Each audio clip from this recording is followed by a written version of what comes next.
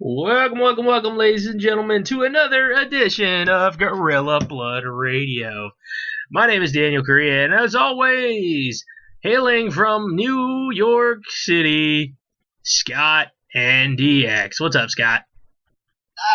Same shit, different day. Yeah, I heard game night was a big hit this time around. Yeah, well, usually game nights are Fridays, but I'm busy tomorrow buying dumplings, and yes, that's exactly what I'm doing. Wait, dumplings? Yes, there's a new dumpling place in Manhattan that me and Tomas decide that, they have a giant soup dumpling, so we're going to go there and order the whole menu because it's only 11 items. Oh, nice. Yes. So, we're going to devour a lot of food. Awesome. That sounds tasty. I'm very much so looking forward to it. So, game night was altered to tonight. Nice. And the game of choice was a card game called Gloom. Gloom. Yes. Where, for all intents and purposes, you get a family and you have to fucking murder them. Okay. Yes, the whole point is to make your characters as sad as possible and then kill them. Okay. I don't know whether to be frightened or excited because I'm kind of torn here. It is fun. It sounds like it would be hilarious and a fun time. It just, I don't know. Again, it's just weird. Like it's kind of like Monsters Inc. Like the whole idea of we scare because we care. Yes. I don't know. We love you, so we're going to kill you now and make you sad in the meantime. Plus, there's also times when you make your opponents happy. Oh, that changes things. So in order for them to not be sad, and be able to kill their own characters... Here, have a lollipop. Make them happy. Okay. So, I got this, I decided to get the leftovers. I'm like, you pick whatever the fuck you want. I'm not gonna, make a big deal out of it. So I got Darius's Dark's Den of Deformity Sideshow. Okay. So one of my characters was Samson O'Toole. Sounds like a strong man. Was a bearded man. Okay. Not a bearded woman. A bearded man. So basically me. Or me. I mean, really. That was the whole point of his character. He's really not that deformed. Yeah, okay. There was what was her name? Thumbelisa, who was a diminutive person who was also an opera singer. Problem is, Darius Dark, the ringleader to this sideshow, focused on her piss-poor opera singing. Oh, jeez. I can't even remember the name of the tattooed lady, but she was bad at being a tattooed lady because she refused to show her skin. Ha! And then there was Mr. Giggles. Mr. Giggles. Your favorite character. Yeah, you mentioned it to me via text and I laughed. Yeah. Mr. Giggles, who is a skeleton clown. Nice. Who, in the game, when we were going through the cards, I found a card I wanted to play so bad and I just happened to get it in my first hand. Nice. So I automatically turned Mr. Giggles into an undead were-duck. Undead were-duck. That was one card? That was one card. Okay, nice. So, therefore, he is a were-duck. He is a clown that turns to a duck at night. And at one point, he actually bred and had little ducklings, who he established turned to clowns at night. God, that's awesome. Yes, and one of them murdered one of my own characters. He actually drowned her. Nice. Yes, it actually said drowned by a duck. That's freaking awesome. And then Thumbelisa was killed by an heir. Not her heir, no. Heir to the zombie were-duck empire. Nice. Well, I guess at this point these ducklings would be were-clowns, I guess, officially. I guess, something like that, okay. Yeah, at one point the ducklings made another character's little girl very happy. Nice. Yeah, it's weird. Like, ducks became a very central theme. Ducks and STDs. Oh, God. Oh, man, that sounds fun. It sounds hilarious and morbid at the same time. Oh, it's absolutely horrible what we were doing to each other. You know? They kept picking on Mr. Giggles. At one point, Mr. Giggles was a plus 45 instead of a negative. You have to have negative numbers for you to be depressed, then you can kill a character. Oh, God. Okay. Instead, they kept putting pluses on him. To the point where I hated Mr. Giggles by the end. I was cursing at Mr. Giggles. That's funny. Oh, man. So what other goofy characters did some of your friends have? Oh, God. One was a brain in a box. So was it alive or dead, like Schrodinger's cat? Technically it's alive, obviously, if we're using it as a character. True, I guess. Yes, it was a brain in the box. And the woman that put the brain in the box was working on building a stuffed bear person thing for her daughter to marry. Okay. That's odd. I can't make this shit up. So funny. Someone else already did for me. Yeah. Yeah, there was just a lot of weirdness going on. Like, me and this other person, we had the weirdest families, it felt like. Mine wasn't even a family. Mine was literally a circus. Yeah, freak show. No, literally a circus. I really had a circus crew. My base of operations was a circus tent. Yeah, nice. And what was the other one? She had a castle. Someone else had a noir cafe, which she called Starburst. Nice. Where all the customers hated to drink so much they poisoned them and killed themselves. Nice. Yeah.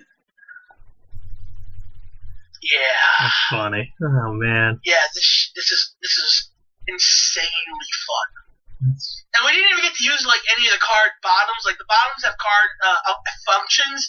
So, like, you put this card on someone else's card, they get the function. The function might be, like, draw 2 cards.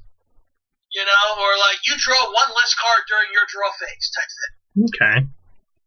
So, there's a lot of different things that we didn't get to because this is the first time we were ever playing this game. So, the next time around, it might even be more outlandish. Just more fucked up. Nice. Dude, that sounds like a good game, dude. That sounds fun. Yeah, it's, I was not expecting to have that much fun. But these storytelling games are actually pretty entertaining. There's another one out there called Once Upon a Time. Okay. And, it's pretty much a draw game. You get, like, 7 cards or a certain amount of cards. And you have to start telling your story. And, like, the youngest person goes or something like that. Okay. You know? So they have to start and they have to play one of the cards, but they have to tell a story, and it starts off with Once Upon a Time. They have to be like, blah, blah, blah, blah, blah. And let's say the card in your hand is a old man. So you have to be Once Upon a Time, there was a gentleman named Bob. This gentleman was of the elderly persuasion, and you put down the old man card. Okay. And if someone has an interrupt character type of card that says, Princess! The guy puts down the princess card, and the guy goes, he was also a princess! Yeah.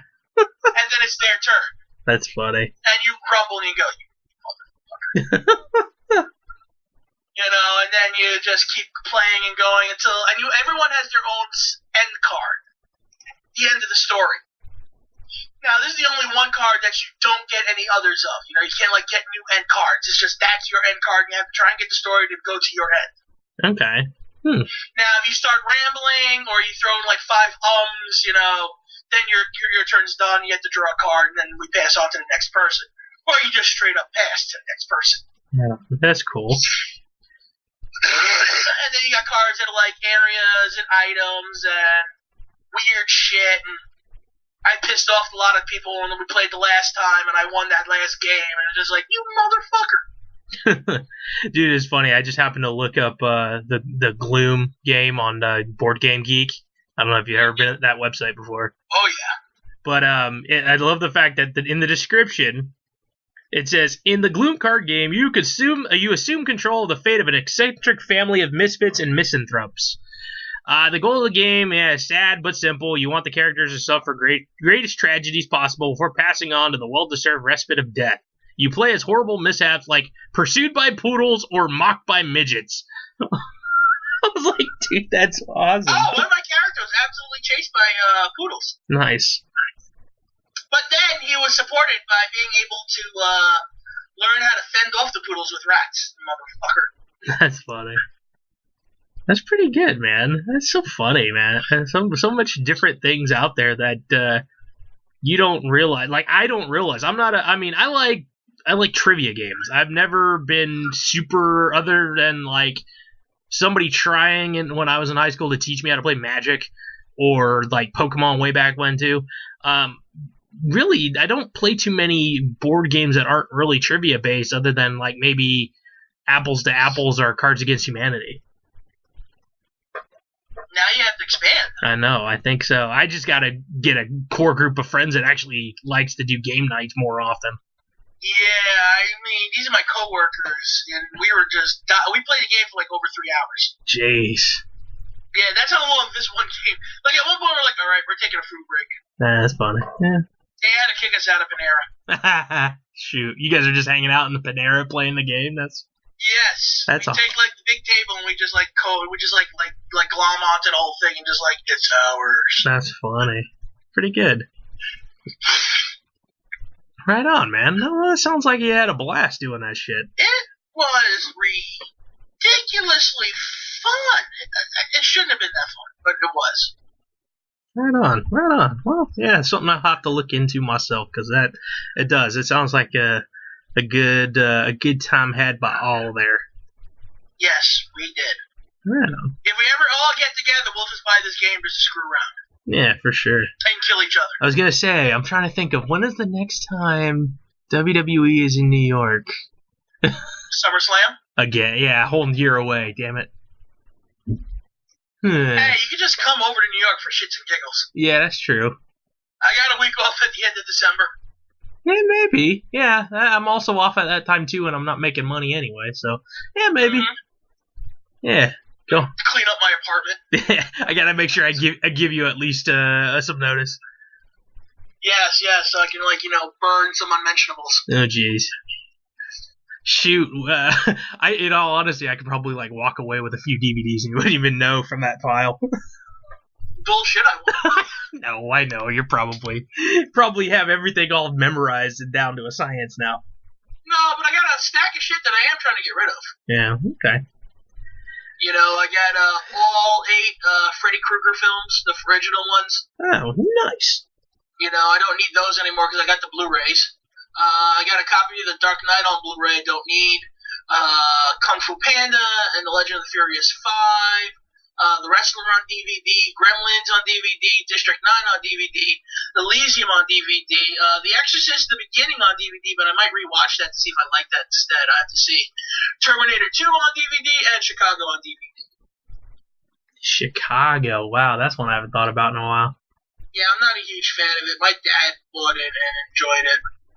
That's not me. Right. I'm all of a sudden my brain went, that's the musical one, right? Yeah, with Zellweger and Catherine Zeta-Jones. And yeah. Yes. Okay. And all that Maybe I'll watch it again before I make another decision, but right now that's definitely on my shit list. Yeah. And I might throw Aeon Flux on there too, the live action version.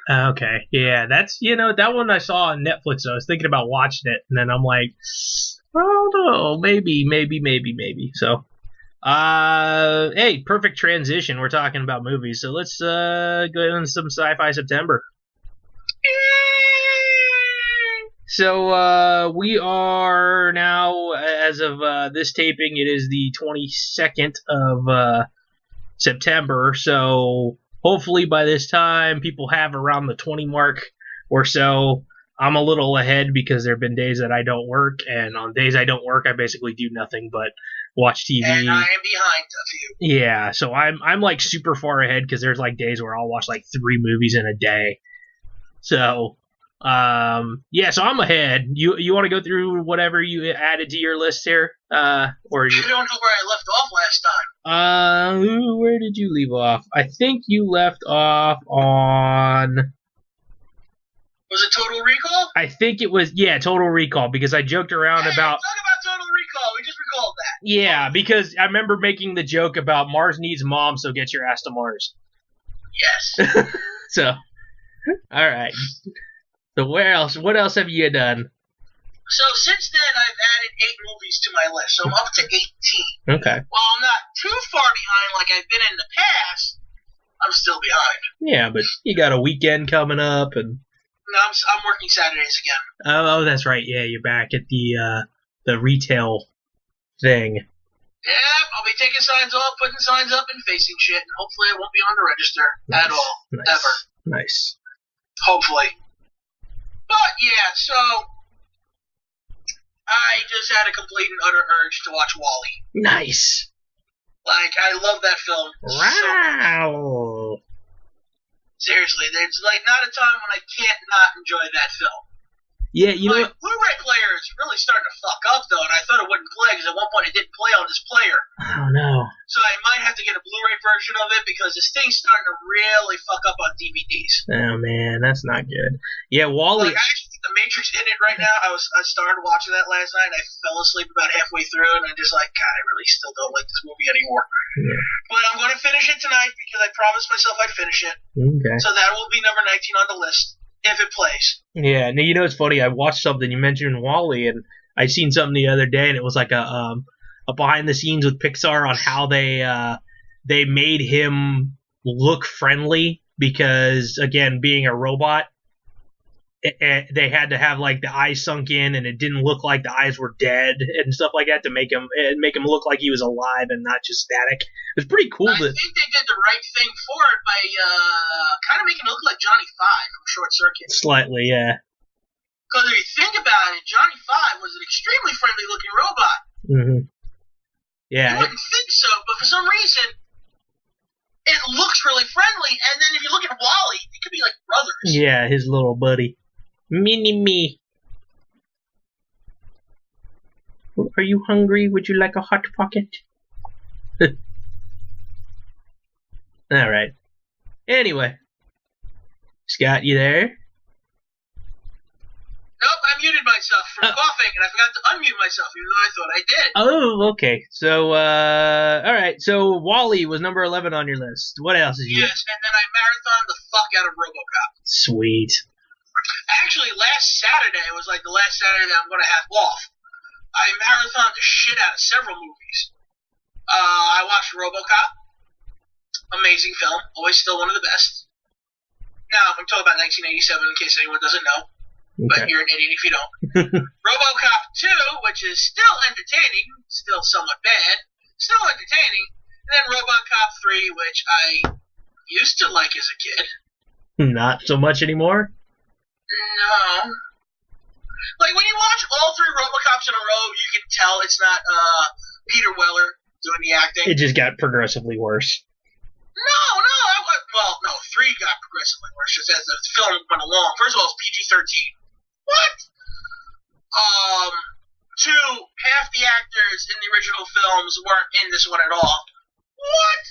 3, I think it's like based off of a storyline that's coming from the television show that they had at one point. Mm.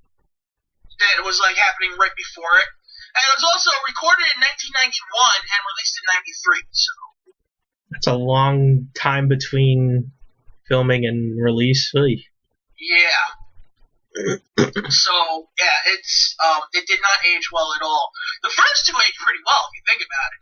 Especially with all the stop motion in it, it still looks pretty good. Yeah. You know, if you're into those type of things, I love stop motion, so I never get tired of watching it. But number 3 was just really you mentioned that, and now I'm thinking to myself, I gotta go find a Harryhausen film to watch. I just need to find some Harryhausen films to own. Yeah. I think I only own one, and that's oh god, the Argonauts. Yeah. Yeah. I only saw that for the first time like 2 years ago, and I was blown away. Yeah, you have the original Clash of the Titans too. I think is a Harryhausen one. Yeah, but I don't have that yet. Okay. One day I will. All right. So after that, I watched the Arnold Schwarzenegger classic Predator. Nice. Have to watch the Predator, man. You gotta see that film. That's classic. And then I watched something that I bought back in February, The Adventures of Buckaroo Banzai Across the 8th Dimension. I have no idea what that is, and I know. Oddly enough, another Peter Weller film. Okay, I know you mentioned it before. I think you mentioned it before to me. Maybe not on air, but I have no idea what it is. I've never seen him before until that moment, and it was essentially a guy who was really famous for doing famous things, fighting off aliens. Nice. Okay. And it was funny. Gene Siskel said that this film's going to bomb, but it's going to be a cult classic, and that's exactly what it is. Okay. Made no money, but it's a cult classic. Cool. Actually, Shout Factory just released a version of it. I may have to take a look at that one then. It was fun. Definitely was fun. It had moments of up and down, but it was still fun. After that, I'm probably the only person in the world that seems to like this film. The Day After Tomorrow. I think I've only seen it one time. I tend to watch it at least once a year. Okay. And then the classic Mars Attacks. Yeah. Which I'm disappointed was PG-13 because I read the idea was that they wanted to emulate a lot of the different cards from the 1950s set, and they wanted to have like so many different gruesome deaths in the film. And I thought they could have still done that and still made it a hilarious film, but they chicken shit it out and they just turned people into green and red skeletons. Well. Yeah, like the idea was like one ray would shred people into little bits. One ray would just like blow a giant hole in you. Another ray would shrink you, which they did use actually. Maybe this is one of those. And stepped on the guy. Well, it has been 20 years or so since it came out. Maybe that one could get a remake as a darker version. I'm not talking about darker version. It doesn't have to be darker. It just has to be more graphic. Yeah. It can still be lighthearted and fun. Nothing wrong with that. I just want more bloodshed and violence in it. Is that too much to ask? Back in '96, I guess it was. Yeah. Like I said, I'm stuck halfway in the middle of The Matrix before I dozed off last night. Okay. Right on. All right. Cool. So, let's see your gigantic ass list. All right. So I am trying to remember. I think I left off at Ghostbusters. Yes. So I left off at Ghostbusters. It's helping my dad move some things around because they're doing some painting and whatnot. And so he turned on Star Wars Attack of the Clones. So I'm like, okay, cool. I'm going to count this on my list since we were kind of moving things around and watching it at the same time. So I'm counting it. Sorry. Yeah. Why not? I don't know. It's not. They stole the fucking car from a parking lot. Yeah, they did. I was watching it and I was like, oh, great. They got parking lots on Coruscant. I was like kind of done at that point. I mean, that was like 12 minutes into the fucking film. Yeah. Yeah. And there was another 2 hours of frolicking to deal with. Oh my god. I love the fact that, it's just funny. I love the fact that he like plays dead after getting trampled by that stupid whatever thing. You mean the giant balloon with a tail? Yeah. He like gets bucked off and like freaking looks like he gets trampled. And she's like, oh my god, he's dead. And then he's laughing. She's like, god damn it. I'm still alive, you fucking asshole. Yeah. Why couldn't you die and save us some pain? Yeah, I thought that was pretty funny. But I still, my favorite scene in that whole thing is just the turn. Like you can literally see that page turn, and you're starting to see Anakin head downhill towards Vader. And that whole thing about I killed them, and it wasn't just the men, it was the women and the children, and I just that whole monologue that he has is for me one of his best parts of that movie. I still hate that fucking film. Man. Come on, Obi-Wan Kenobi's hanging out in a fucking diner at one point. That is true. That was corny. Okay. That was corny as hell. Yeah, the diner. Yeah, I'm not gonna say it's the best one out of all of them, but it's yeah. And they go to a rave to chase down a fucking bounty hunter. Person. It's like, hey, we're in the Matrix now. Yeah, well, it was whatever. All right, shit is what it was. Yeah, so theaters. Oh god. So so I went back and I watched Ghostbusters 2. mandatory. Yeah, after watching Ghostbusters. Watch the first one, you have to watch the second one. Yeah, and you know what? It's been a while since I saw Ghostbusters 2, even. I was one of those people who, back on the old Nintendo, had the Ghostbusters video game. Ghostbusters 2 video game. So I knew what the story was, like, really back then, and without even seeing the damn movie as a kid. But now it's like, oh, okay, yeah, that's right. I totally forgot that's how it was, and Rigo the Carpathian, and yeah, dude, it was. The Carpathian. What did I say? I said Rigo. Vigo. Yeah, My bad. Rigo. No, this isn't Rigo Park and Queens. This No, is Vigo the Carpathian. It's funny. I know somebody named Rigo. That's why it came out. Sorry, Vigo the Carpathian. Yeah, and it's just the scene at the very beginning with the baby carriage just makes me laugh at how corny that is. But it's a good film. Yeah, no, it is. You're giving too much shit. I love that film. No, it definitely is, and it's just really funny and awkward to see like Rick Moranis making out with the secretary. Yeah, and I just want to say that Seven Head scene scared the fuck out of me as a kid. Yeah, dude, I enjoyed it. It's been a while, so it was kind of nice to see it again. I added Dread to my list as well. I know that's one that you watched as well. I might watch it again at this point. Yeah, that one I really like that movie. It's a really good flick. I saw one called Lockout. It's basically space prison. The president's daughter goes there as like an ambassador to check out whatever it is, and she's kind of like I guess a humanitarian kind of mission thing. And of course the prisoners happen to break out and they send somebody in to go save her. Yeah, I've been told I really need to see that. It's pretty good. I enjoyed it. It's the chick in it was she was in Lost. It was Boone's sister in Lost. Yeah, I don't. You didn't watch Lost? I don't remember. Okay, it's been several fucking years. Yeah, it was a blonde chick. I can't think of the character name, but yeah, she's in it, and yeah, it was good. I enjoyed it. I watched Tank Girl for the first time. What'd you think? I enjoyed it, and that's funny because I'm sitting there watching the intro and I hear the voiceover, and I'm like, oh shit, it's the kid sister from A League of Their Own. I was like, hey, I know that voice. God, everyone thinks of her as that. Yeah, I don't know. I'd never seen Tank Girl. I used to think of her as the same way. Yeah, but no, I enjoyed it. It was a really cool movie. So it's just you and me. Yeah, maybe. I don't know. I enjoyed it. A lot of people who like Tank Girl hate that movie. Oh, yeah, no, I like both of them, and it was funny. I mean, I was like, wait a minute, these Ripper things, and all of a sudden it's like they're freaking mutant kangaroos. I'm like, no, that makes sense considering the didgeridoo sounds every time they run by. It's pretty freaking hilarious with that. And then Ice-T as a freaking kangaroo. It was just weird.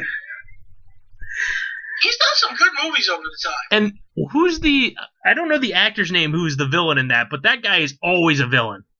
Oh, that was Terrence Stamp. Yeah, he's always a villain. He's like quintessential villain. I can't not see him and think villain. He could be a normal, regular dude, next door neighbor, and I just think he's gonna be the villain. It's like he's the bad guy, right? Yeah, and so which would be perfect to be the red herring of a mystery or something like that.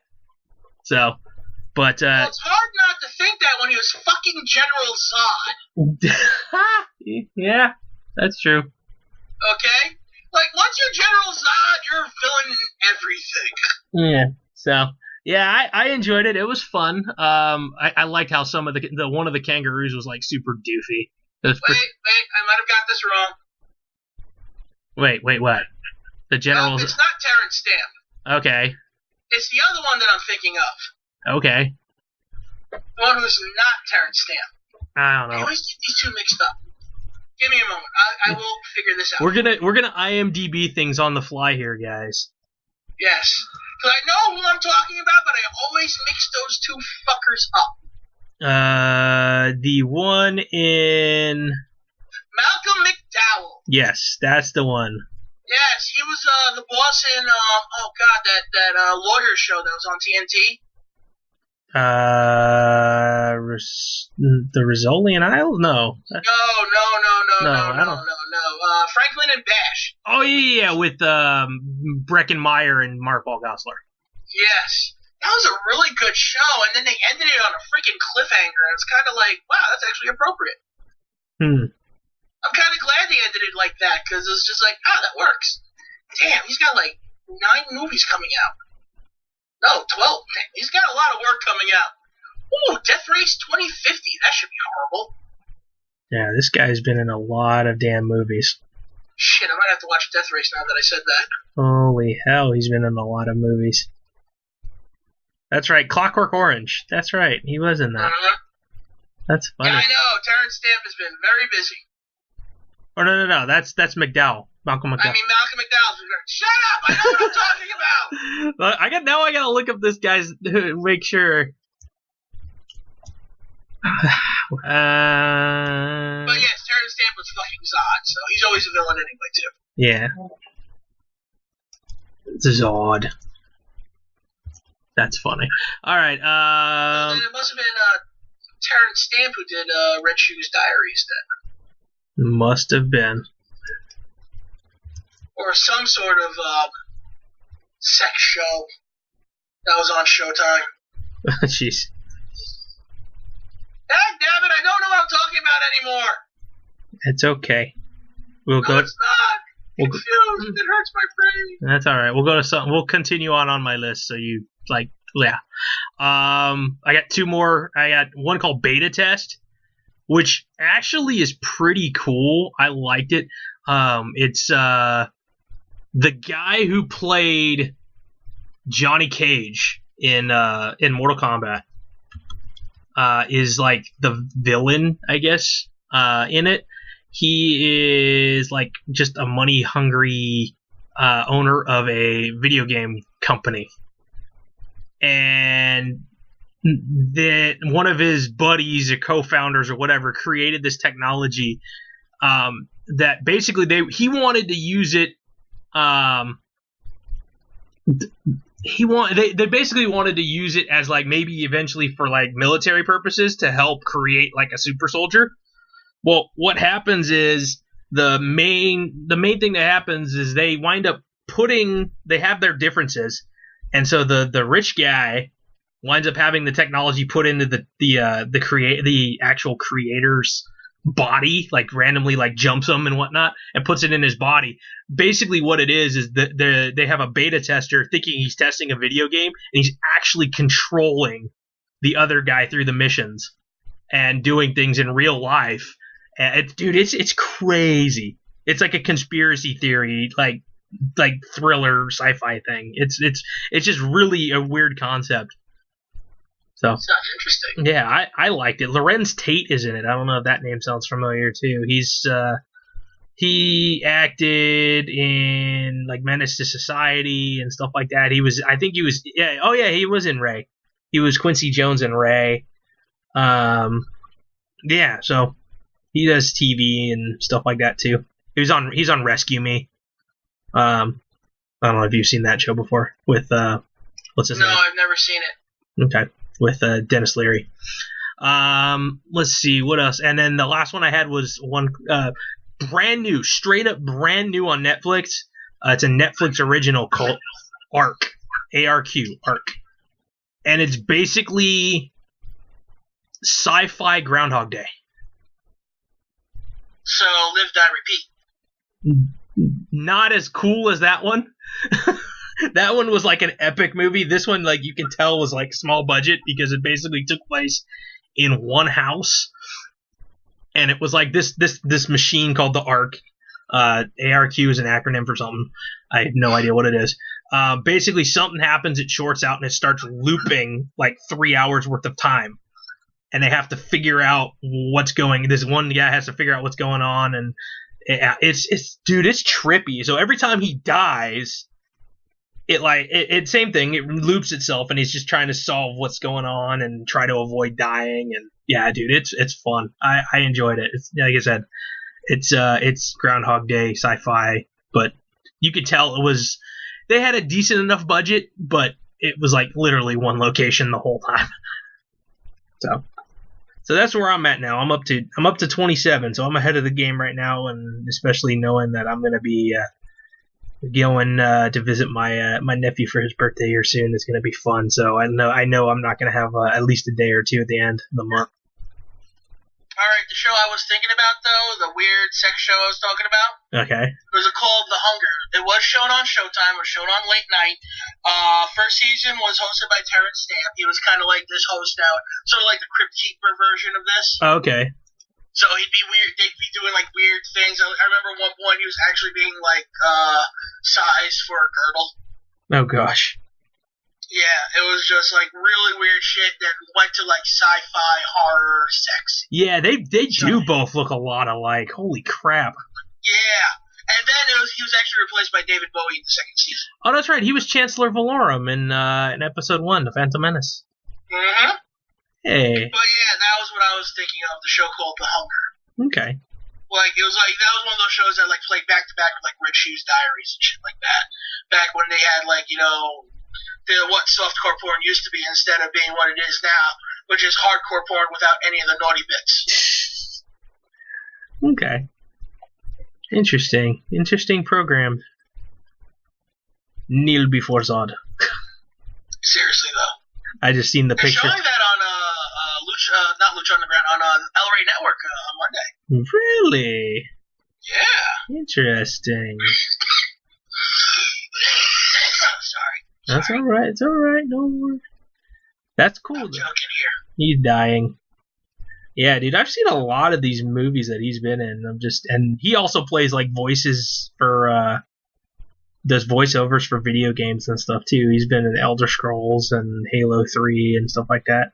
Well, his voice is pretty recognizable, just the way he talks, That's pretty sweet, dude. That's pretty awesome. That's just funny. I like going through the list of stuff. Oh, he was in Wall Street. Wow. That's funny to think of. Go back and do all that kind of stuff. There he is. That's why I like going back and watching older films and shit. There it goes. Superman 2. General Zod. Cool. Yep, and the first Superman as well. Yep. Dang, man. So, yeah, so there's where we're at so far in Sci-Fi September. So, I'm ahead of the game. Scott's got to catch up a little bit, but we still got a whole week to play here, guys. A whole week to play with. So, I think he'll make it. Yeah, I'm gonna try and at least finish, at least the Matrix tonight, unfortunately.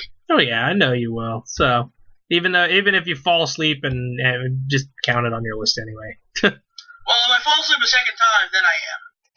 So yeah, just count it on your list anyway. You tried. Exactly, I tried. That's more than enough. Exactly. So especially when it comes to the Matrix. The first one I like the best out of all of them, but I like yeah, they just kept getting progressively worse. Except the Animatrix. The Animatrix is pretty cool out of the rest of them. Very much so. I will agree to that. At least this last time I saw it. I'm sure that one at least aged pretty well because it's all friggin', animation. So that should do a little better. But damn, the movie itself just does not hold up like it used to. Yeah, I gotta figure out what the last ones I'm gonna do. Which ones? I know I mentioned last week I was thinking of doing Tron and Tron Legacy, and I don't have those, and I really want those. And I was looking, I tried to find my my copy of Time Cop, and I just can't freaking find it. So I don't know if I'm gonna be able to do Time Cop. So we shall see. I don't know. It will, but yeah. I think I might do Captain America: The Civil War. I was gonna say, you picked that up, yeah? Yeah, I had to get that shit. Yeah, when is it has X-Men Apocalypse come out yet? To at least rent? Not that I know of. Damn it! I want to watch that one. I still haven't seen it. I haven't seen it either. I want to actually. I mean, I've heard that it's not bad from the people that have seen it. Yeah, maybe I'll watch if I can find. I don't know. I'll have it, but maybe my buddy has it. I can borrow it. The X-Men Days of Future Past. That'd be fun to watch that one again too. So, cool. Well, yeah, that's Sci-Fi September for you, and then we're coming up to the 31 Nights of Halloween. Finally got it right. I know. I don't know if I'm gonna do that one though, because I'm not a big horror person. You don't have 31 horror films you can watch? I could probably find enough, but I don't like horror films very much. I don't do well with horror films. Chicken shit? Yes. I know how you feel. So. Trust me, I'm not like the best when it comes to gore and shit. I still, for some reason, watch horror films. Dude, okay. I don't know why. For me, it started. I was traumatized as a kid because I had a Teddy Ruxpin that like malfunctioned and started talking in the middle of the night. Nice. So yeah, basically that scarred me for life. So then, as soon as like I accidentally stumbled upon Child's Play, I was done. Absolutely, completely, 100% understand. For those who are too young to know what the fuck a Teddy Ruxpin doll is, yeah. It was a giant mechanical teddy bear in a onesie that had a tape player in its back. And it would read and tell the story of whatever on the tape of Teddy Ruxpin and his buddy Grumby and whatever. I think that was his name. Apparently his was alive. Yeah, mine was like short out, and all of a sudden you would hear and the mouth would move and the eyes would blink and stuff. So, yeah, the fun part is I've heard people say this, and again, as a kid, you don't think about it, but it doesn't just play the tapes with the storybooks. You can actually play actual tapes in it. And so, like, his eyes blink and his mouth moves, but, like, you could put, like, Ozzy Osbourne in it or something like that. It'd be really funny. So. See, now I fucking want a Teddy Ruxpin again.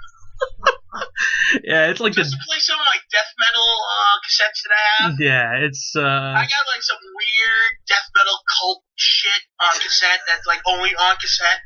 I could just see now, like, hey, Teddy Ruxpin singing Bone Thugs and Harmony or some shit. Even from doing the hip hop stuff. That'd be weird. Oh man. Oh, dude, so that basically ruined me. And it didn't help either, like, when Monday Night Raw started and it was on USA, that every October I'd be watching Monday Night Raw, and then I'd have to, like, basically close my eyes during commercials because USA loved to show horror movies during October. So I had to mute the TV and, like, close my eyes during commercials. That's how freaking scared I was as a kid of horror movies. Damn, dude, that's a little worse than me. Yeah, it was bad, dude. Like, I'm better now at it, and freaking the Saw series is one of my favorite series. And it's not all horror; it's more psychological thriller, but still horror. It is kind of, yeah, I guess. But I mean, psychological thriller is scary in its own way. I count that as horror. Yeah, I mean, it's one of those things where when it comes down to it, I mean, it's like it's stuff that can legitimately happen in real life. Like, that's the scary part. If someone's a psychopath enough to come up with these ideas, someone's so much of a psychopath enough to actually try it. So let's hope not. Yeah, we'd hope.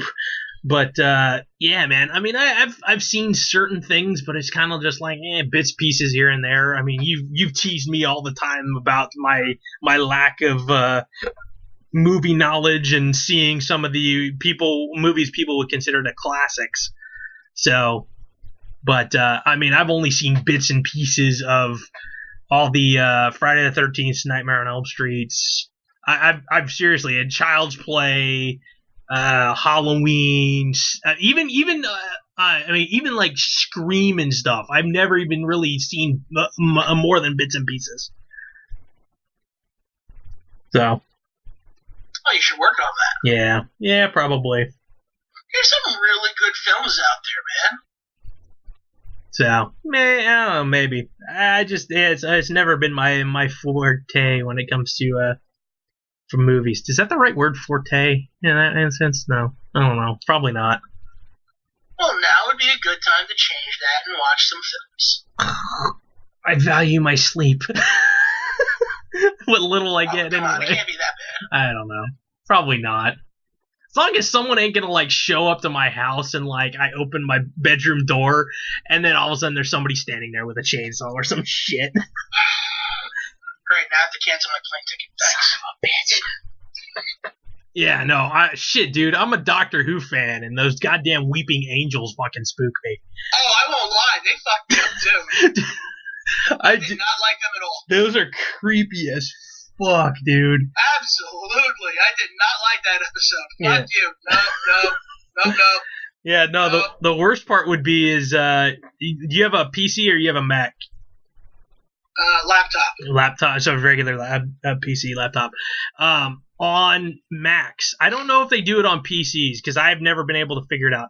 On Macs, I know that you can take your background wallpaper and have it point to specific files, and it'll alternate pictures like it's a screensaver kind of thing, or background. Well, they talked about the story online. They put the weeping angel picture like it was super far away, and then it progressively would change and it would get closer every few seconds and then go back to the original spot. And so somebody online on Facebook was saying, oh yeah, I was using my buddy's computer and I didn't think anything of it, and I went and did something on the internet, and then he goes and closes the browser and all of a sudden the angel's like right up on the screen and you freak the fuck out. Dude, so yeah. And Brian the Claus has threatened at least once or twice to try to do something stupid like that and get like a cardboard cutout of a weeping angel or something and like in the middle of the night fucking stick it to my ceiling or some shit. I wouldn't be surprised if it sticks it right in your window. Yeah. Oh, dude, it would creep the fuck out of me. Oh my god. God damn, I wish I lived near you now. I'd fucking do it. God, I fucking hate you. I'm fine with that. I guess that'll be payback, and then I would have to like fucking punch you so goddamn hard. I'd be fine with that. Oh man, it'd be worth it. So what else is going on? Oh, Lucha Underground's back. We're into what, week 3, 2? Where are we at? 3? Week 3, and the Mac nearly died. Yeah, dude, that match was actually pretty damn good. Have you really seen a Band Matanza match yet? No. Or a Mac match yet? Yeah, no, not really. And dude, it's funny because they even said it. It's like Matanza's not used to having guys his size in the ring against him, and then on top of that, the Mac is just as fast as a small dude. Yeah, he's pretty athletic. I still can't believe WWE let him go from a potential contract because of a previous shoulder injury. Yeah, well, their loss. So, but yeah, dude, that match was cool. Shoot, Johnny freaking Mundo doesn't want to be in the trios tag team match. Taya winds up taking a spot, and I was sitting there thinking, wow, is that going to cause friction? But Mundo just wants the world title, the Lucha Underground title. Yeah, but damn, did Jack Evans become like a whiny bitch. Dude, yeah, I don't know what the hell. He is the biggest bitch in the ring. Yeah, dude, he was like avoiding tags. I'm like, what the hell? Yeah, okay, whatever. Like, seriously? I have children that I work with that are more mature than him. That's funny. Yeah, I just like the fact that Matt Stryker calls Aerostar, Drago, and Phoenix the Super Friends. I find that kind of funny. So, it's kind of, I mean, they're a good combination of luchadors, and I think Phoenix is amazing. Phoenix is amazing. Drago's got the best look in wrestling, dude. Like that whole lucha gimmick with the dragon mask is the wings, the tongue, everything, dude. It is so cool. It's fantastic. Imagine a WrestleMania entrance. Oh, dude. I know, right? That would be cool. I don't know. That's kind of like one of those boner popping moments, you know? I don't know why all of a sudden in my head, like, could you just imagine like Drago comes walking in on the old monster Truckosaurus thing? I don't know why it popped in my head. You remember that shit from back in the day from the old monster truck rally? Sunday. Yeah, they had the Truckosaurus that would like randomly eat cars. Truckosaurus Rex just eats trucks. Eats giant robot truck. I don't know why that popped into my head. But that was pretty fun. Used to breathe fire out of its nose. Yeah. I think at one point Sergeant Slaughter and Slaughter's Marauders were actually doing a test of strength against Bigfoot. Nice. That's funny. Like, there was like 14 guys in Sergeant Slaughter doing tug of war with a fucking monster truck. Seriously. That sounds like something. Are you fucking kidding me? And they actually called them Slaughter's Marauders. And they look like the actual G.I. Joe characters. That sounds like a stunt that they would pull on MXC. Do you remember that, Sean Spike? They brought over from Japan, the Takeshi's Castle? I hate that show. Oh, dude, I loved it. It's so stupid, but it's so funny. It's like watching Wipeout, dude. You watch Wipeout to have a little gut busting laugh. Oh, Wipeout was entertaining. So that was like super sloppy Double Dare for adults. Yes, that's a good description of it. Oh man, that's funny. Yeah, I just feel bad for those guys because some of those guys, man, they took bumps that are like way worse than any botch I've ever seen in wrestling. Holy shit, some of them necks getting bent backwards and shit. Holy whiplash like crazy. I'm trying to think. What else did we have on Lucha? We had that 6-man tag. Sorry, that's all right. That's all right. We had the trios tag. We had the Dario's Dial of Doom match with the Mac and Matanza. Oh yeah, we had the originally we thought it was going to be only one match, but we're going to have a best of five between Cage and the blue collar brawler Tejano. That's going to be fun, dude. Shit. Man, talk about just like beef on beef violence. Well, it's funny. It's kind of like a direct shot at WWE, and it's like, okay, you're gonna put your two. Yeah, but the shit was timed long before that. I know. That's the fun part. I mean, did you hear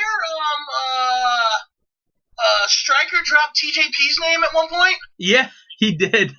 Yeah, because they mentioned that. Oh yeah. Holy shit, yeah. Because he trained. Yeah.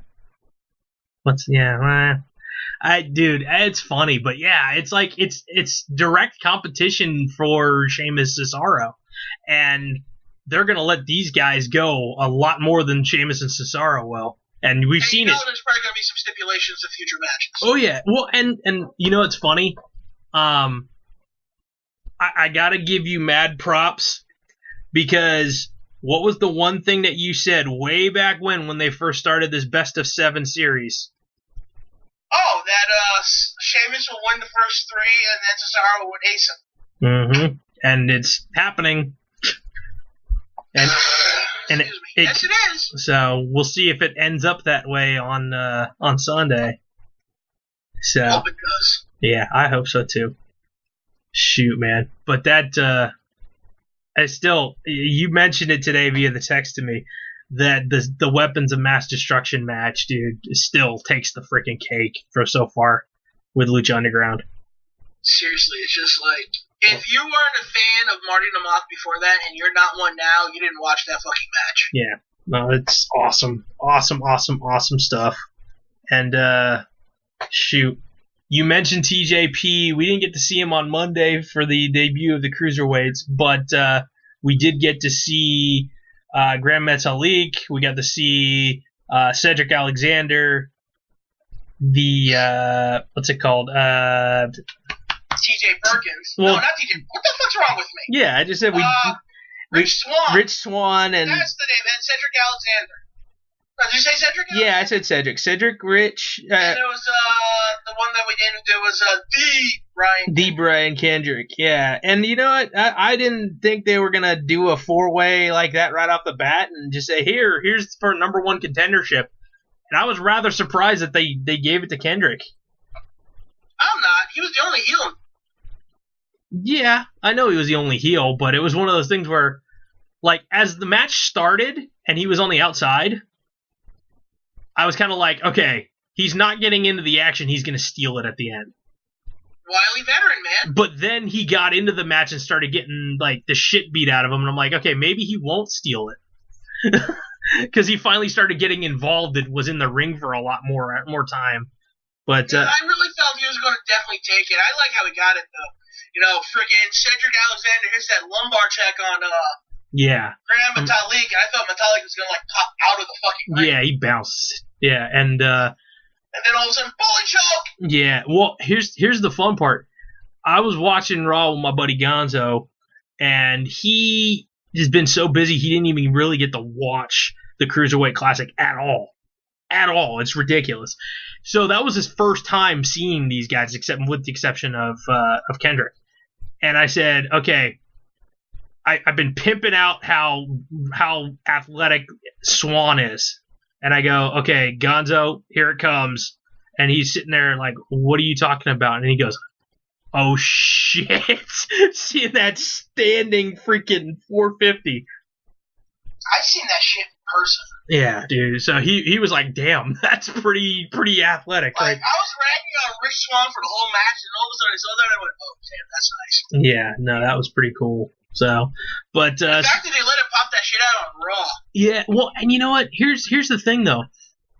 Everybody I've seen online is complaining that they're watering down the product, and it's like, if they're going to be on the road 300 plus days out of the year now, they're going to have to slightly. Which, yeah, it kind of sucks, but I get it, I guess. I mean, I don't really want to see it watered down, but they also don't want to make guys like The Miz and John Cena and AJ Styles look bad either. I don't see what the problem was, because John Cena's going full tilt in every match he does. I know.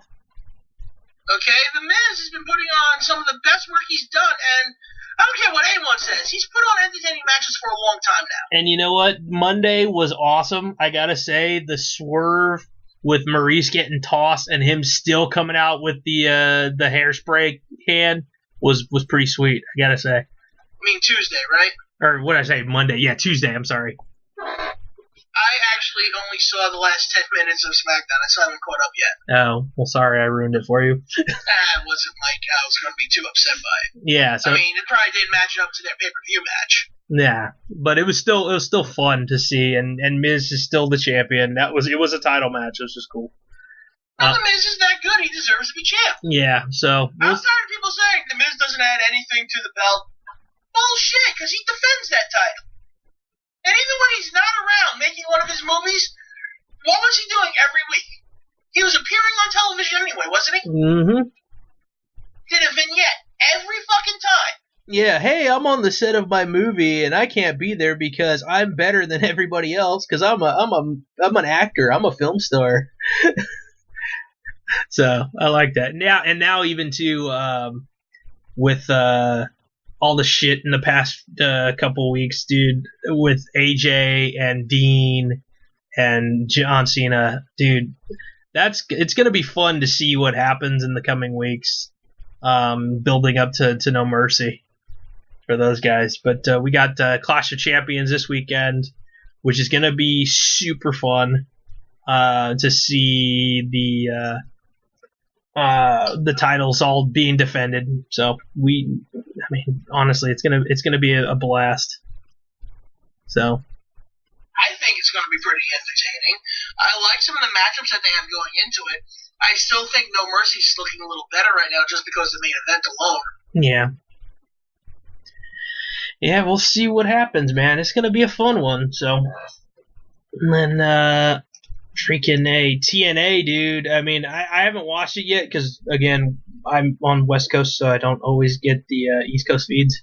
But the debut happened tonight of one Cody Rhodes, and I don't know what name they're giving him, if he's just going by Cody or whatnot. Wait, seriously? He's actually in TNA? He debuted in TNA tonight, yeah. Well, I'd have to find that now. So yeah, it's because his wife got signed too. So yeah, it's Man, he's making shit happen.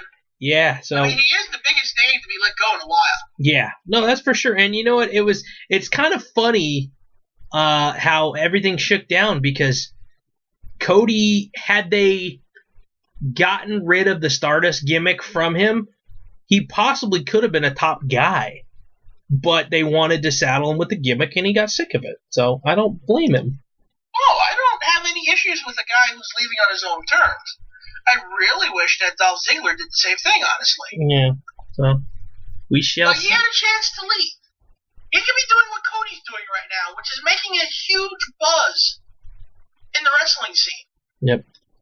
Imagine him versus Okada. That would be fun. I mean, come on. Imagine him selling the fucking Rainmaker. He'd probably flip over 14 times. Yeah, that would be pretty good. I think so. But we don't get that. Because he's like, I like doing nothing here. Give me, pay me. Yeah, it's a good paycheck, I guess. So. And while that's probably true, doesn't change the fact that, you're not accomplishing anything. They're never going to push you. So, yeah, it's unfortunate because Ziggler deserves more than what he has. I don't know. I really don't know if he does because, he put himself in this position. I mean, I can see where you're coming from, though. Yeah. I don't know. Come on, the dude is a fantastic wrestler, but he's done all he can in WWE. He's been the top guy. Granted, he didn't have a great run, but he's still been the top guy. He's been one of the most over guys ever. If he went somewhere else, fans probably would have followed him. He could have probably done what Johnny Mundo has done in Lucha Underground. That's true. Yeah. He could have been what Johnny Mundo is in Lucha Underground instead. Because around that time, Lucha Underground didn't start yet, did it?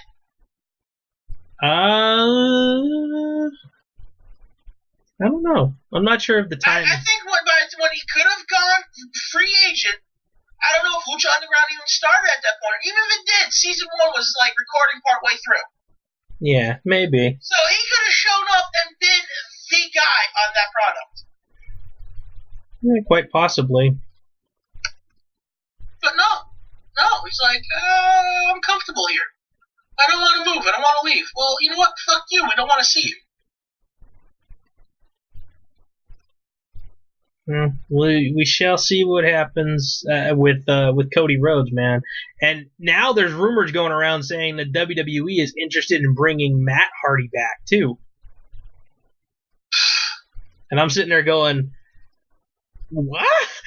I mean, I really do enjoy what they're doing with his character. I never thought I would say that after all the crap that Matt Hardy has put us through over the years.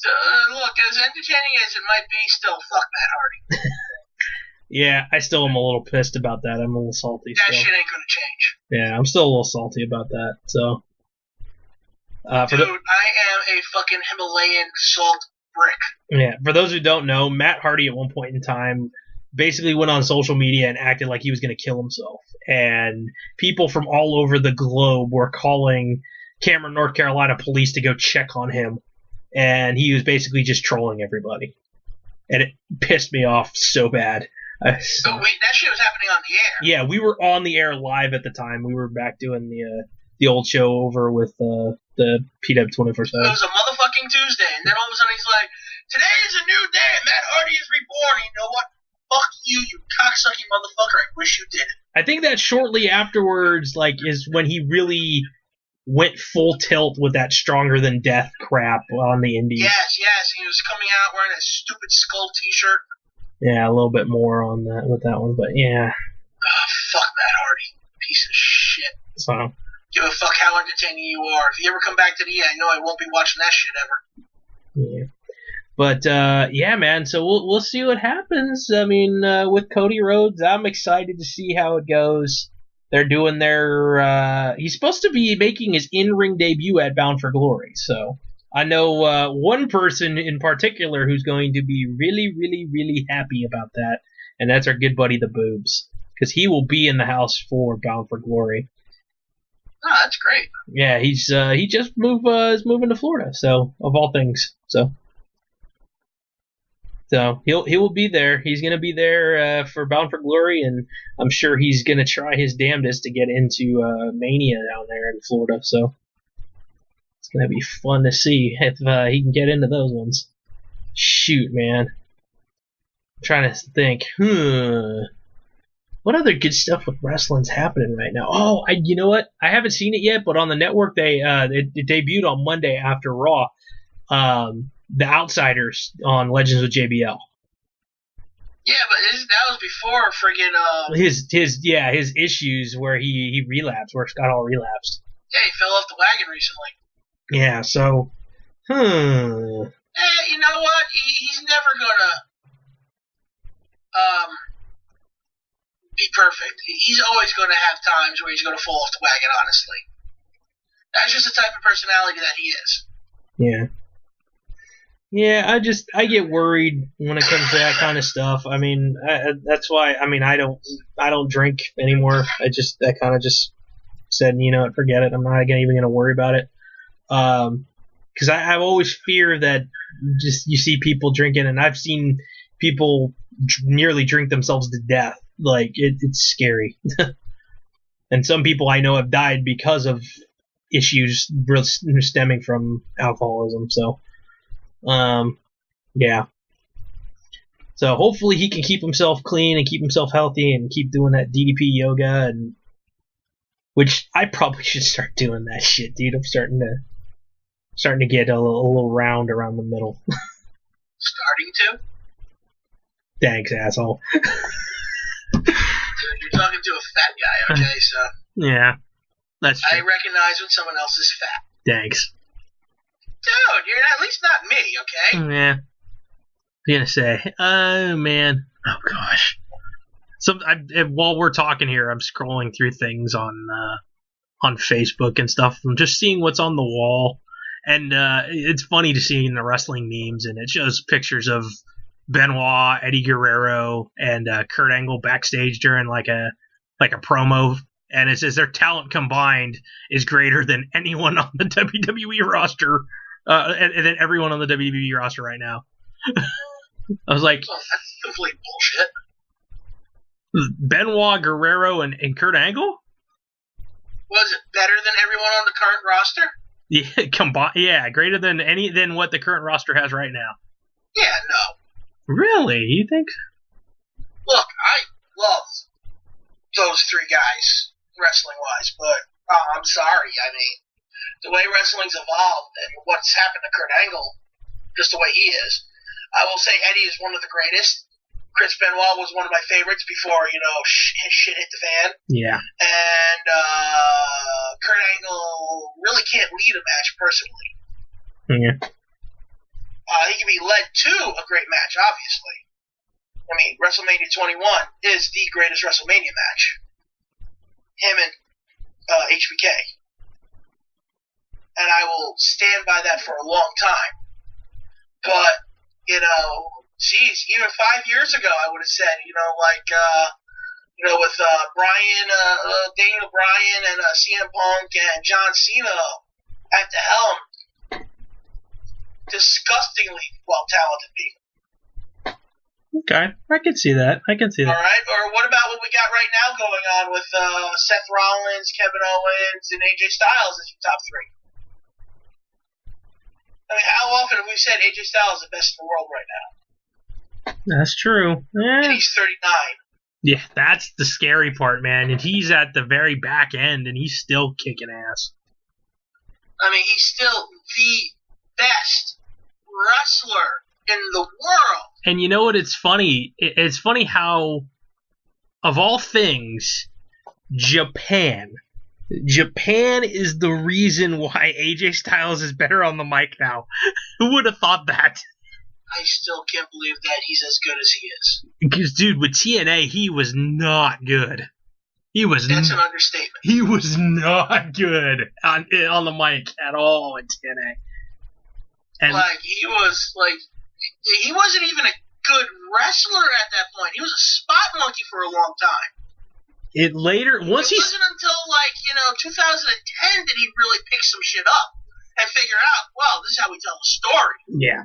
And one of those things where it's funny because if you listen to those and watch those DVDs and stuff like that, the behind the scenes or documentaries or whatnot, you hear people comment, or even in the shoot interviews and stuff like that, like, you learn a lot from certain people, and it's really funny to hear stuff about guys saying, oh, I knew nothing about wrestling till I wrestled this guy.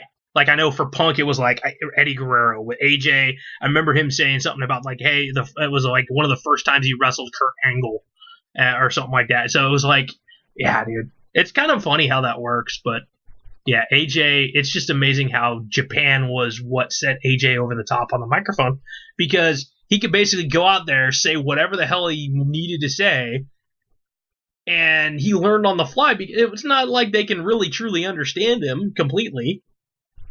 I mean, the language barrier is there. Some people still know English over there, but still, he got to go out there on the stick and be the head of the Bullet Club. So, it helped him, obviously. It's just really weird to...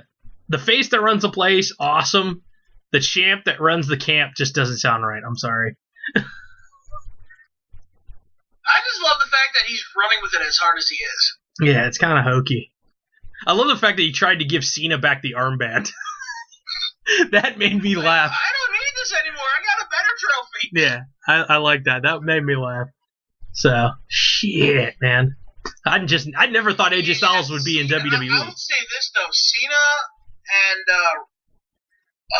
Ambrose, when Cena comes back full time, they need a program. Oh, dude. They need an extended program just because of how good they are to mic against one another. Now, okay, was that Cena's first clean loss in God knows how long? Apparently 7 years. Holy shit! On television. Holy shit, dude! First clean loss in 7 years on television. I'm sitting there thinking, I'm like, that's weird. It's like I couldn't recall when the last time I remember seeing Cena get pinned. Yeah, without some shenanigans. Holy hell, dude. And that's big for Dean, especially going into match with Styles.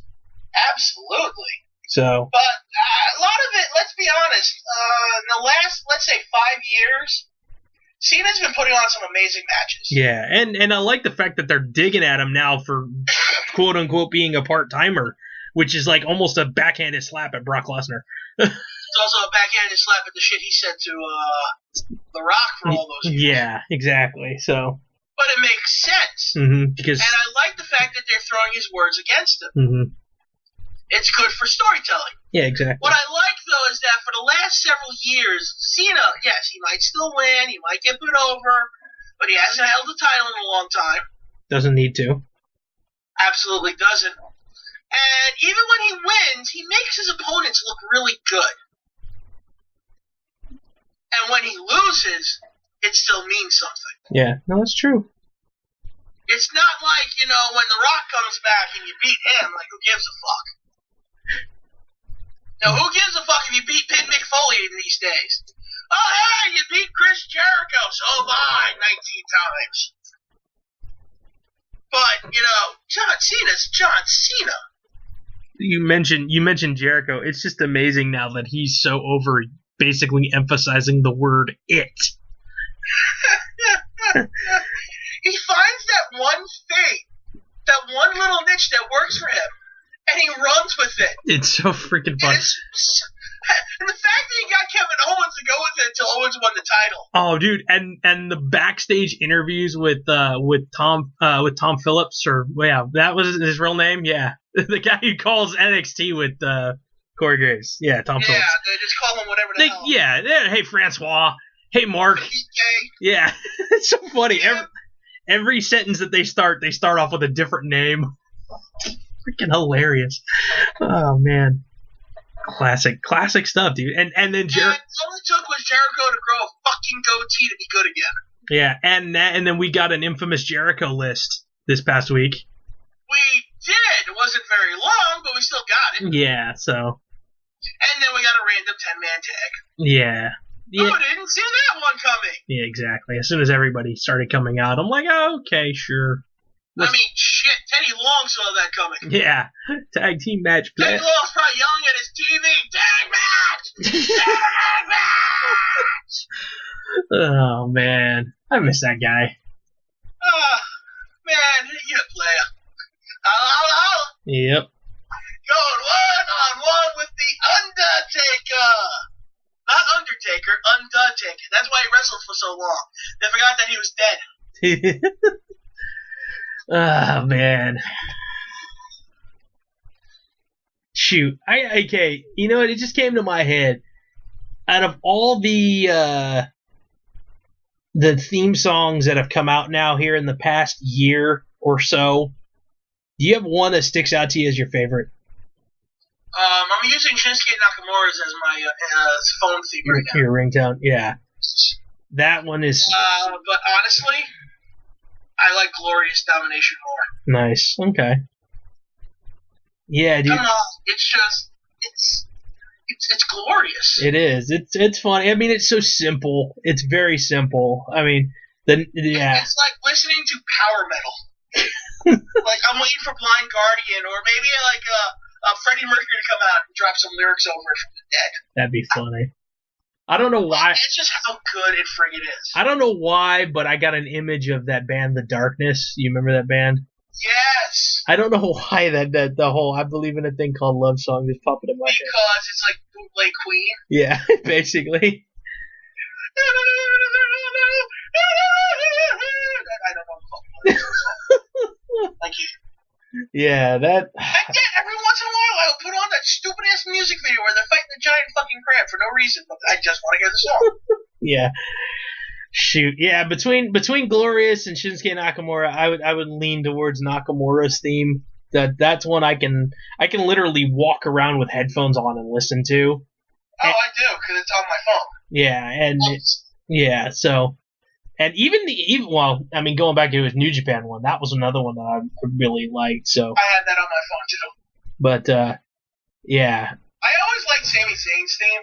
Yeah, that actually. I feel like I want like Less Than Jake to do a version of it, or maybe Buddha Glow Skulls. That'd be fun.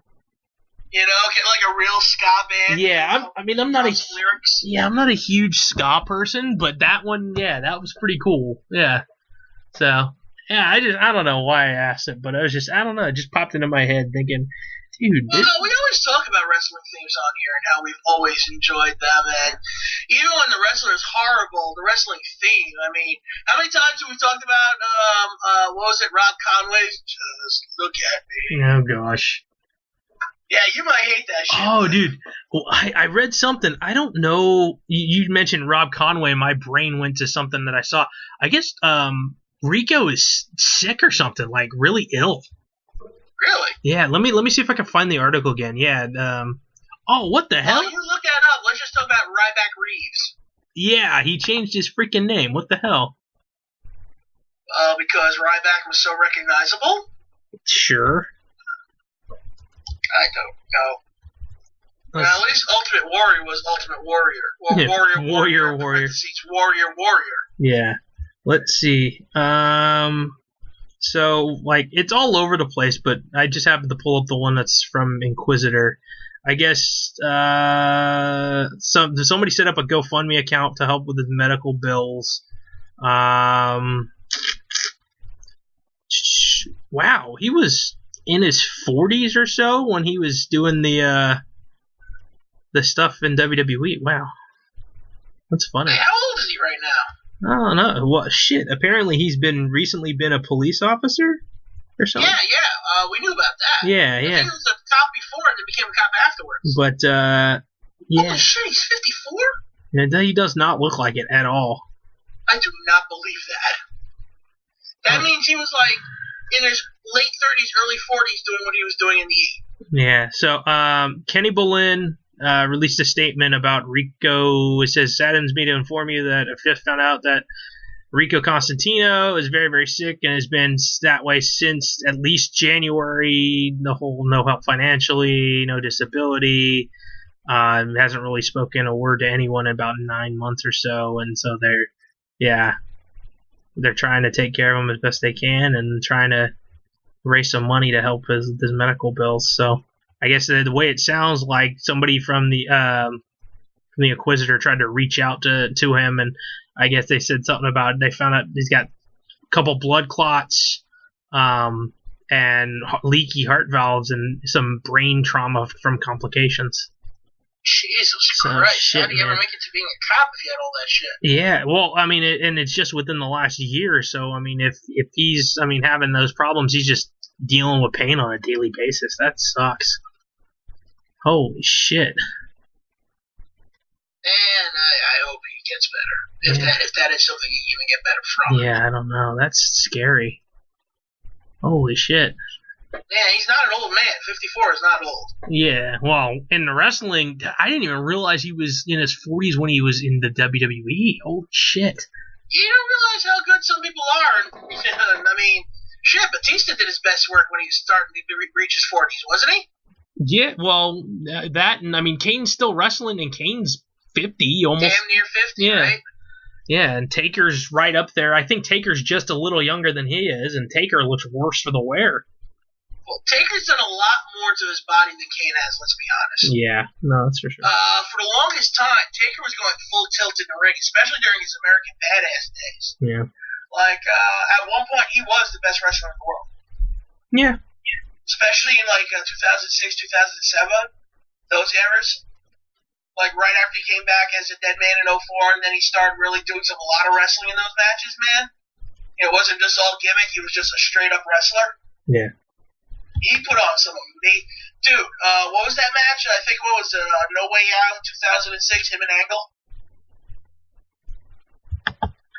Angle? Matches blur together for me sometimes, dude. So. Fine, let's just put it this way. Him and Angle, anytime. Nice. Right? Yeah. Like, if you're talking about two guys that mesh well together, man.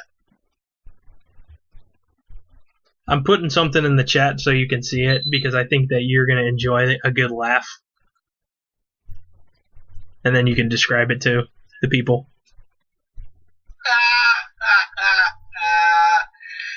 It's a bunch of red shirts with a sign that says the original Suicide Squad. Yeah, I thought you'd dig that one. If you don't know what a red shirt is, watch fucking Star Trek. Yeah, which is funny. Watch the original Star Treks. Not the more modern ones, because the captains and second in commands wore red shirts in the newer ones. No. Yeah, but if you wore a red shirt in the original Star Trek, you were a corpse. You were basically a sacrificial lamb. Dead, Jim. That's exactly what you were there for. Yeah. You know what's funny? The local radio station out here, when they do the traffic report in the morning, every single time something happens to be laying in the freeway, like something falls off the back of a truck and like a ladder ends up in the freeway, they play the clip, "Damn it, Jim." Every single time. So it's like, you hear it about 14 times a morning out here. No. Well, stop dropping shit on the highway. I don't know, dude. I don't know why it is, dude. It's so funny. Like, there was a ladder that fell off. I know there was, somebody forgot to tie down a couch. There was a couch sitting on the freeway at one time. We've had plants. There was, it was a truck. I don't know how it crashed, but it rolled to its side, a delivery truck delivering wine. So there was wine, broken bottles, and wine all over the freeway out here. Yeah, shitload of hobos drinking off the floor. Yeah, well, it's just funny because I got a friend who we always tease about her loving her wine, and I'm like, I'm shocked you weren't out there on the freeway trying to like siphon it off the ground. And she's like, God damn it, I'm not that lush. I'm like, yes, you are. Every time we go out to go get food, you're always trying to. Ricky, you're always having to order your wine with your dinner. So, sorry, Amy. We love you. I have no idea who you are, Amy, but yeah. okay. So, man, that's fun. Man. So what's the plans for this weekend then, other than watching the WWE pay-per-view? Working. That's right. You said that you're back to the Saturday schedule again. Yep, working, and I'm not looking forward to it at all. And then hopefully maybe catching up on a few movies that are being ready, because I have a feeling next week work is going to be a bit of a bitch. Yeah. I'm just gonna leave it at that. Okay, right on. All right. Well, you ready to call it a night? Yeah, sure. I was gonna. It's fucking 1 o'clock in the morning over here. Yeah, I was gonna say it's late for you, and I gotta get up early and for work and stuff like that. So it'd be nice to try to actually get to sleep at a decent hour myself here, even though I'm 3 hours behind you, but still more than likely for me. Yeah, you actually have to go to work in the morning. I don't have to be at work till 2. That's true. Yeah, I gotta be up at like 6:30 and out the door and in a classroom by 8 o'clock. So. Jesus, I'm so glad I'm not a teacher. Yeah, yeah. See, now the fun part is figuring out, do I want to go through and get my credential and actually teach full time and not just be the sub? That's the key question I'm still trying to figure out. Well, you have to see how much money you want to make. I know. It depends. It's like, do I want to make more money and have more headaches? Or do I want to make less money but not have to like be working from 8 o'clock till 5 o'clock or 6 o'clock or whenever every single day, doing less daily lesson plans? And like, I had a former coworker who got a job in the school. Mm-hmm. So she left because she couldn't do both. She actually came in today and said, "Are you hiring?" Nice. Like, she's like, it's becoming too much for her. So you never know. We might be seeing her again, like at the end of the year. Like, she might make it through the year and then be done completely. Yeah. Because there's always so much drama with the teachers, and they almost went on strike to start off the school year. Yeah, but at least if you go to a regular school, you're unionized. Yeah, I mean, I work in a charter school. Yeah, there's pluses and minuses to everything, because there's some teachers that wanted to strike, and then there's other teachers that didn't. And there were more that didn't, so they majority signed on, and so they all went with whatever the deal they got. But it was pulling teeth, dude. It was like a year's worth of negotiations, and like literally all last school year, they literally almost had a strike this year to start the school year off and stuff. Yeah, it was bad. So, but yeah, man, I'm kind of trying to decipher whether I want to go through and do the extra year of school and go broke another 10 grand and have to, I don't know, and then have to. Aren't you like old enough to get like that free schooling shit from the government? I don't know. I'd have to look into that then. I don't know. I didn't realize they had something like that based on age or something. I don't know. I think they have something like to get people back into school type thing. Well, you would think in California we have a teacher shortage, and they keep making everybody who's brand new jump through so many damn hoops just to become a teacher, and you have to. It's not just a California thing. Well, out here too, they have it where unless there's like special circumstances where like a school is that desperate and willing to hire you while you're in a program, like learn training, you have to basically work for a year without pay. Oh, fuck that. Yeah, dude, that's the stupid part. Like, you literally have to work, like, you have to be in there as an apprentice to a teacher for at least half the day and then go to classes in the afternoons. Oh, well, don't you have to do student teaching? Yeah, the apprentice thing is for the whole year. You start off as the apprentice, then you go like midway through the year, then you take over the class, and then they just watch you. Oh, actually, it's not too much different than what I did. Yeah. Because I did student teaching, and essentially what you do is you go into the school and you take like 3 or 4 classes, from the teacher, and the teacher observes you. So essentially you are teaching for free. Yeah. Actually, you're paid to teach. Yeah, that's the shitty part. Well, yeah, but, it's supposed to be a learning experience, which I really fucked up, and, got a C in that class, and I couldn't be certified unless I had a B. Oh, So I'm glad I never took any of those tests to be certified, because that shit costs a lot of money. Yeah, that's the problem I'm having. I'm missing out passing these stupid tests by a few points here and there, and it's like, damn, it's $100+ every time you want to take the stupid test. Yeah, that shit is not cheap. So, but yeah, so I'm kind of like weighing things out. Don't know what I'm gonna do.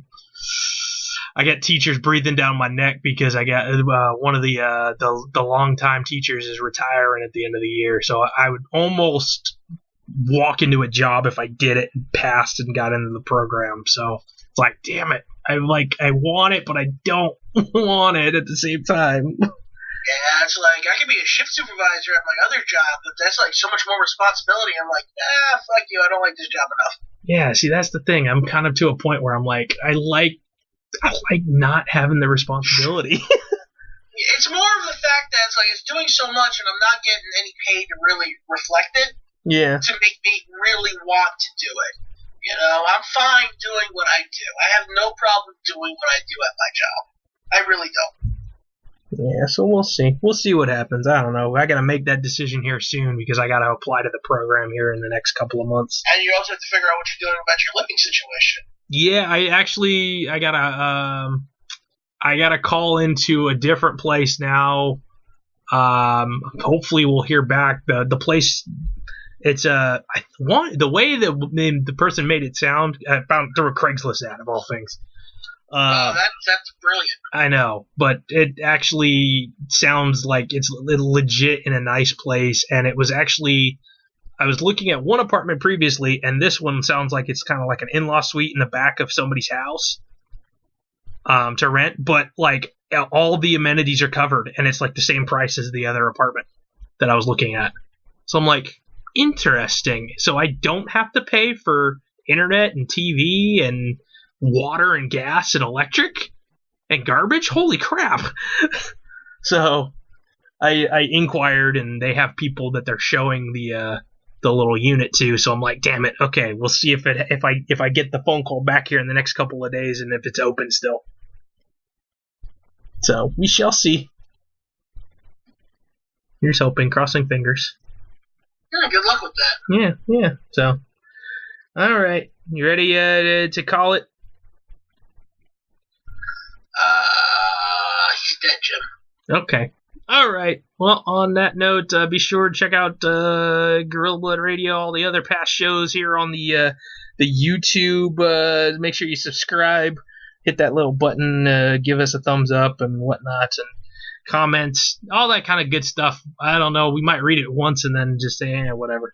If you hate us, if we read it. Yeah, if you hate us, then comment anyway too, because it'd be fun to Please, we love hearing that shit. Yeah, shit. At one point in time, remember the show was banned in Germany because we were stupid enough to put some actual like music on it, and Germany didn't like that. So be sure to add us up on Instagram, Gorilla Blood Radio, and Scott's on there too, right? Scott NDX on Instagram. Yeah, Scott NDX is on Instagram. Yes. Posting not much lately because I haven't drawn shit. Yeah, random sketches here and there, and not lately. Oh, Sandman, $90 full set. That's still too much for me. Yeah. All right, then. On that note, for Scott NDX out there in New York City, I am Daniel Correa here in the California Bay Area, San Francisco Bay Area. Good night. Yeah, he's not going to tell you where he really is. Stop looking for him. Yeah, I'm near Oakland. Just, that's right. If you try to find him, you'll get shot. Quite possibly. This is kind of a brutal area for the most part. So, all right then. On that note, good night, everybody. Thanks for listening to Gorilla Blood. Bye-bye. Dr. Nick. Bye-bye.